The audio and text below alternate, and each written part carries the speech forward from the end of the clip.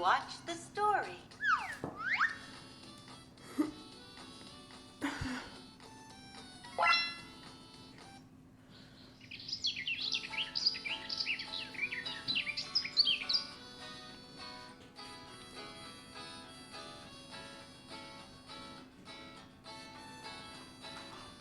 Rufus was a country dog.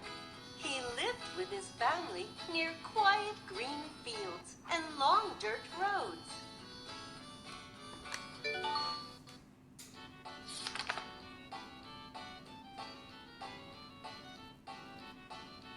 But one day, Rufus and his family moved to the city. Rufus needed to learn to be a city dog.